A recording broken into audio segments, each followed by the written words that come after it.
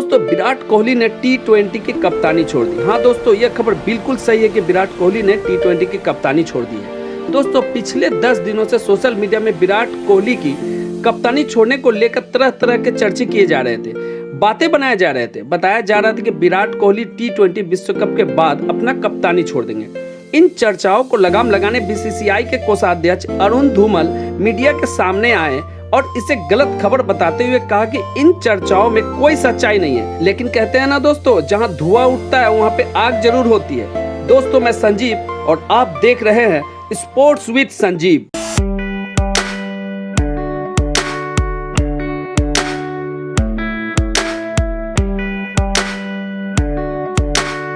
दोस्तों क्रिकेट के गलियारों में टीम इंडिया एक बार फिर से चर्चा का बड़ा विषय बन गया है, क्योंकि दोस्तों विराट कोहली ने कल अपने सोशल मीडिया पर एक पोस्ट की जिसमें उन्होंने टी20 विश्व कप के बाद टी20 की कप्तानी छोड़ने का ऐलान कर दिए। उन्होंने लिखे हैं कि 9 वर्षों से मैं सभी फॉर्मेट में खेल रहा हूं तथा 5 से 6 वर्षों तक कप्तानी भी की और अब बढ़ते दबाव के कारण मैं विश्व कप के बाद टी20 की कप्तानी छोड़ दूंगा। और इस संबंध में मैं कोच रवि शास्त्री तथा रोहित शर्मा से भी बात कर चुका हूं। बतौर खिलाड़ी मैं खेलता रहूंगा। दोस्तों ये पहली बार ऐसा नहीं हुआ कि किसी महान क्रिकेटर ने अपने गिरते परफॉर्मेंस को सुधारने के लिए कप्तानी छोड़ी हो या फिर बांट लिए हो। विराट कोहली ने भी दोस्तों अपनी कप्तानी का प्रेशर बांटने का फैसला किया और टी20 की कप्तानी छोड़ दी। इस पोस्ट के बाद कई फॉर्मर क्रिकेटरों ने अपना पक्ष रखा। फॉर्मर क्रिकेटर विनोद कामली कहते हैं कि विराट के फैसले का हमें सम्मान करना चाहिए, खासकर टी20 विश्व कप से पहले यह फैसला लेना कि विश्व कप के बाद वे टी20 में कप्तानी छोड़ देंगे, यह सही समय है। इससे उनके बल्लेबाजी में निखार आएगा और मेरे समझ से अब टी20 विश्व कप में भी वे खुलकर खेल पाएंगे, अपने बल्लेबाजी पर फोकस कर पाएंगे। बीसीसीआई सेक्रेटरी जय शाह कहते हैं कि एक यंग टैलेंट के तौर पर विराट ने जो फोकस और डिटर्मिनेशन दिखाया है वो अनमैच्ड है, यानी उनका कोई जोड़ा नहीं है। साथ ही उन्होंने कहा कि विराट अपने बल्लेबाजी और कप्तानी को जिस प्रकार बैलेंस किए हैं वो तारीफ के काबिल है।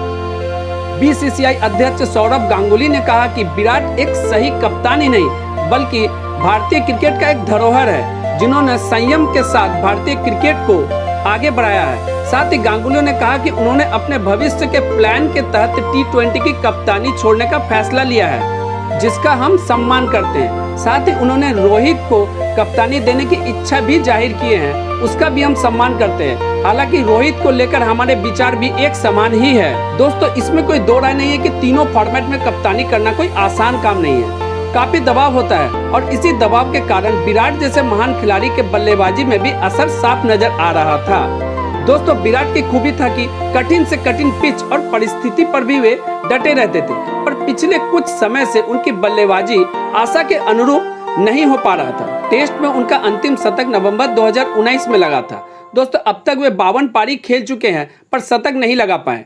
कप्तानी पर भी इसका असर साफ नजर आ रहा था। किसी भी फॉर्मेट में अब तक कोई बड़ा खिताब जीत नहीं पाए। अगर भारत टी20 विश्व कप जीतता है तो यह विराट की पहली आईसीसी ट्रॉफी होगी। दोस्तों अगर तुलना किया जाए धोनी, विराट और रोहित शर्मा की तो दोस्तों धोनी भाई ने 72 टी20 मैचों में 41 में जीत, 28 में हार, 1 ड्रॉ, 2 मैच में कोई रिजल्ट नहीं। जीत प्रतिशत 59.28%। विराट कोहली 45 मैच, 27 में जीत, 14 हार, 2 ड्रॉ तथा 2 में कोई रिजल्ट नहीं। जीत प्रतिशत धोनी भाई से काफी बेहतर 65.11%। रोहित शर्मा दोस्तों 19 मैच में कप्तानी कर चुके हैं, 14 में जीत, 4 में हार। जीत प्रतिशत सर्वाधिक 78.94 यानी करीब 79%। इसके अलावा 5 आईपीएल खिताब भी उनके नाम है।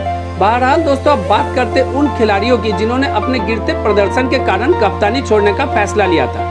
उनमें से पहला नाम है सचिन तेंदुलकर का। दोस्तों सचिन कुल 25 टेस्ट मैचों में कप्तानी की और मात्र 4 में ही जीत अपने नाम कर पाए थे। 12 मैच ड्रॉ रहा था।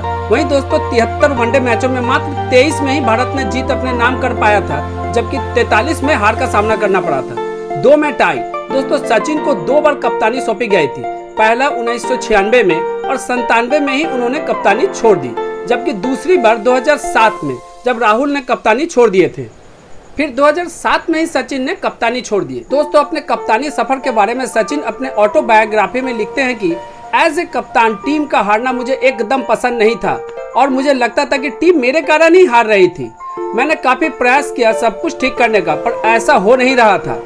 आगे दोस्तों सचिन भाई लिखते हैं कि मेरी पत्नी उस समय काफी डर गई थी। मैं इतना ज्यादा परेशान रहने लगा था, यहाँ तक कि डिप्रेशन में भी चला गया था।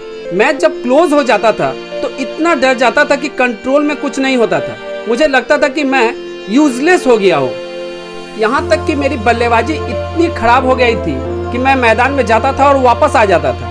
दोस्तों सचिन लिखते हैं कि 31 मार्च 1999 का वह दिन उसके जिंदगी का सबसे इंसल्टिंग दिन था, जब वे वेस्ट इंडीज के दौरे पर बारबाडोस के एक रेस्टोरेंट पर डिनर कर रहे थे। वहाँ एक वेटर ने मजाक उड़ाते हुए कहा कि मैच तो आप लोग हारोगे ही, एम्ब्रूस के बाउंसर पर आप विकेट छोड़कर भाग जाओगे। और ऐसा ही हुआ था।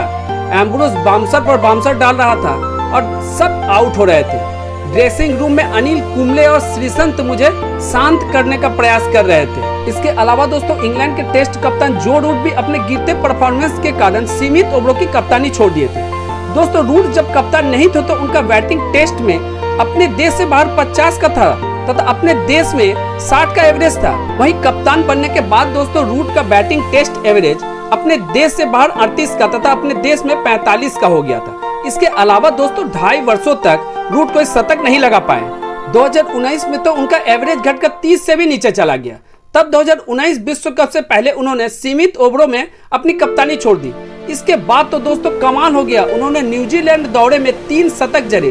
फिर भारत आए, यहाँ भी उन्होंने 3 शतक जड़े, जिसमें से एक दोहरा शतक था। उसके बाद बांग्लादेश गए, वहाँ उन्होंने 2 दोहरा शतक लगाए।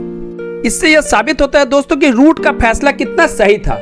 बहरहाल दोस्तों देखना यह होगा कि कोहली भाई का यह फैसला कहां तक सही साबित होगा। दोस्तों अगर आपको मेरा वीडियो पसंद आए तो लाइक और सब्सक्राइब करें, अपने दोस्तों में वीडियो शेयर करें, घंटी बटन का इस्तेमाल तो आप जरूर करें ताकि आपको नोटिफिकेशन समय पे मिलता रहे। दोस्तों आप इसे इंस्टाग्राम पर ज्यादा से ज्यादा शेयर करें। धन्यवाद दोस्तों, अगले वीडियो में मिलते हैं।